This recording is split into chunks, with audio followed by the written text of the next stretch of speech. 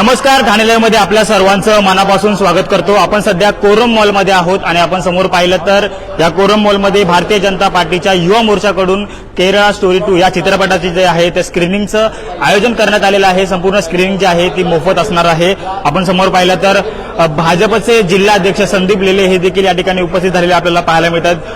अनेक नागरिक असतील तसेच भारतीय जनता पार्टीचे अनेक पदाधिकारी कार्यकर्ते या स्क्रीनिंगसाठी उपस्थित झालेले पाहायला मिळतात। या स्क्रीनिंग बद्दल नेमकं काय म्हणणं आहे ते आपण भाजपचे जिल्हाध्यक्ष संदीप लेले यांच्याकडून जाणून घेणार आहोत। साहेब, काय सांगाल, आज केरळा स्टोरी चित्रपट याचं आयोजन करण्यात आलेलं आहे। या ठिकाणी केरळा 2 या चित्रपटाचं प्रक्षेपण सुरू आहे कोरम मॉलला आयनॉक्समध्ये आणि युवा मोर्चा आणि महिला मोर्चाच्या विद्यमाने हा कार्यक्रम इथे आयोजित केला आहे गेले 2 दिवस। मागल्या वेळी केरळा स्टोरी हा पिक्चर प्रकाशित झाला होता आणि केरळमध्ये घडणाऱ्या घटना त्याच्यामध्ये धार्मिक दृष्टिकोन आणि त्यातनं लव जिहादचे होणारे प्रकार हे निदर्शनास आले। अन्य राज्यात देखील, केवळ केरळात नाही तर अन्य राज्यात देखील अशा गोष्टी घडतात, अशा प्रकारचं चित्रण या चित्रपटातून पुढे आलेलं आहे आणि लोकांनी याच्यातून बोध घ्यावा आणि काही ठराविक लोक आपल्या ठराविक हेतूंसाठी काही लोकांना व्यवस्थित त्यांना ग्रूम करून त्यांचा मानसिक विकास तसा बनवून त्याला ट्रेनिंग देऊन त्या लोकांना अशा गोष्टी करायला लावतात।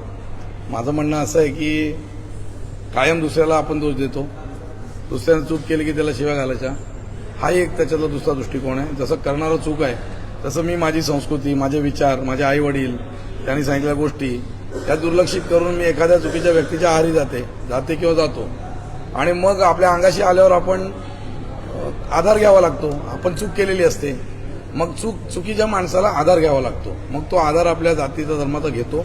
हे पण सत्य आहे आणि हे दुर्दैवी आहे। जसं इस्लामिक प्रचारकांनी किंवा आतंकवाद्यांनी ह्या गोष्टी करू नयेत, त्या का करतात? कारण आपण त्यांना भोळसोटासारखे फसतो।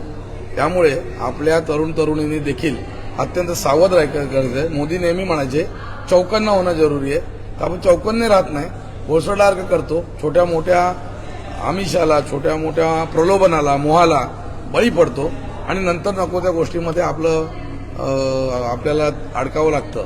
या गोष्टी जर थांबवायच्या असतील तर पिक्चर दाखवून प्रबोधन होणं गरजेचंच आहे, परंतु आपल्या मुलांनी देखील आपल्या आईवडिलांची जर संस्कारांनी शिकवण ऐकली तर ही समस्या लवकर सुटेल असं माझं वैयक्तिक मत आहे। साहेब, चित्रपटामध्ये पाहिलं तर हिंदू मुलींना कुठेतरी बसवलं जातं, मुस्लिम तरुणांकडून जाळ्यामध्ये बसवलं जातं, कुठेतरी प्रकार हे सर्रास असे घडतात का? एकतर याचा शोध लावला पाहिजे। ज्या ज्या ठिकाणी जाणीवपूर्वक केवळ धर्मपरिवर्तनासाठी फसवल्याचं उघडकीस येईल तिथे कडक कठोर कारवाई झाली पाहिजे। पण मी मगाशी म्हटलं त्याप्रमाणे जर ते हिंदू मुले असतील आणि त्यांनी आपल्या आईवडिलांना विचारून आईवडिलांचं ऐकूनच बाहेरचे व्यवहार केले तर त्यांना अशा प्रकारच्या गोष्टींना सामोरं जायची वेळ येणार नाही आणि मग त्याने मुसलमान किंवा ख्रिश्चन म्हणून फसवला हे म्हणायची पाळी पण येणार नाही। तुझ्या आईवडिलांचा आपल्याकडे साधा संस्कार आहे, मातृदेवो भव, पितृदेवो भव, आचार्य देवो भव, आई माझा गुरु, आई कल्पतरू। आई आणि वडिलांचं आपण ऐकलं नाही तर त्याचे परिणाम आपल्याला भोगावे लागतात आणि ते भोगवणारे दुसरे असतील त्यांची 100% चूक आहे। पण मी माझ्या आईवडिलांचं चुकत नसेल, ऐकत नसेल तर मी हिंदू तरुण तरुणींना हे आव्हान करेन, पहिल्यांदा स्वतःच्या आईवडिलांचं, भावा बहिणीचं, आपल्या पालकांचं ऐका। त्यामुळे या चुका घडतात। समोरच्याला वावच देऊ नका, विषय संपला। समर्थजी, काय सांगाल, आज केरळा स्टोरी 2 या चित्रपटाचं आयोजन करण्यात आलेलं आहे, काय प्रतिक्रिया? हे आयोजन करण्यामागचं कारण साहेब जसं म्हणाले ते हेच आहे की आपण जास्तीत जास्त लोकांमध्ये अवेअरनेस क्रिएट करायचा प्रयत्न करतोय। जसं त्यांच्या बाजूने एक स्पेसिफिक मोडस ऑपरेंटी राबवून कशा पद्धतीने आपल्याला हिंदू मुलींना ट्रॅप करता येईल आणि त्यांना एका प्रॉपर स्ट्रॅटेजीनी डेमोग्राफिक्स इंडियाचा चेंज करण्याचा जो मास्टर प्लॅन आहे तर त्याला आपण असं तर थांबवू शकत नाही। 1-2 मुलींना परत आणून त्याच्यासाठी मास लेवलला अवेअरनेस क्रिएट करायला पाहिजे आणि त्या अवेअरनेसच्या माध्यमातूनच ते आपण कुठेतरी जाऊन थांबवू शकतो। त्यामुळे आम्ही सगळ्या युवांना जास्तीत जास्त प्रेरित करतो की हा पिक्चर बघा, त्याच्यामध्ये काय शिकवण मिळते ते शिका आणि आपल्या आई बाप्पांना आणि आपल्या समाजाला कुठे जाऊन त्रास होऊ नये आणि आपलं नाव आणि आपलं आयुष्य दोन्ही बर्बाद होऊ नये याची काळजी घ्या। कारण हे आत्ता काही जण या खामेनी अतौल्ला जो इराणचा लीडर होता त्याच्यामध्ये पण येऊन जे रडत होते ते त्याच कॅटेगरीचे लोक आहेत या मोडस ऑपरेंटीमध्ये ऑपरेट करतायत।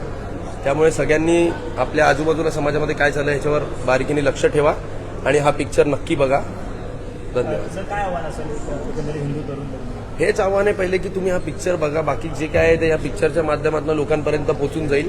आपल्या आजूबाजूच्या आपल्या बहिणींना, आपल्या वहिनींना आणि जेवढ्या आपल्या आजूबाजूच्या महिला असतील त्यांना जास्तीत जास्त प्रयत्न करा की त्यांना येऊन हा तुम्ही पिक्चर दाखवा. नक्कीच आपण पाहिलं तर या चित्रपटाचे जे आहे ते आयोजन जे आहे ते या कोरम मॉलमध्ये करण्यात आलेलं आहे. भारतीय जनता पार्टीचे जिल्हा अध्यक्ष संदीप लेले हे देखील या ठिकाणी उपस्थित झालेले पाहायला मिळतात. भाजपचे पदाधिकारी असतील, कार्यकर्ते असतील, हे मोठ्या उपस्थिती या ठिकाणी पाहायला मिळतात. भारतीय जनता पार्टीच्या युवा मोर्चाकडून या संपूर्ण चित्रपटाचे जे आहे आयोजन जे आहे ते करण्यात आलेलं आहे. समर्थ नायक जिल्हाध्यक्ष यांच्या माध्यमातून संपूर्ण या कोरम मॉलमध्ये या चित्रपटाचे जे आहे ते आयोजन करण्यात आलेलं आहे.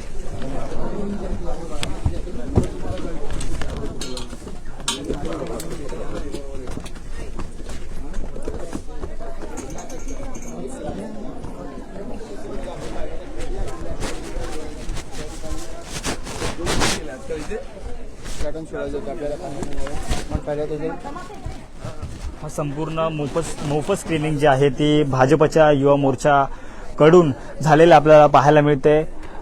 संपूर्ण ही स्क्रीनिंग जी आहे ती मोफत असणार आहे. आणि आपण मगाशी प्रतिक्रिया घेतली की भाजपचे जिल्हाध्यक्ष संदीप लेले असतील, तसेच भाजप युवा मोर्चाचे जिल्हाध्यक्ष समर्थ नायक असतील यांनी देखील ठाण्याविषयी बोलताना संवाद साधला. आणि तसेच त्यांनी आव्हान केलं की ह्या हिंदू तरुणींनी हा चित्रपट जो आहे तो नक्की पाहावा आणि ह्या चित्रपटाचा कुठेतरी बोध घ्यावा. हे संपूर्ण लाईव्ह दृश्य आपण कोरम मॉलमधून पाहताय.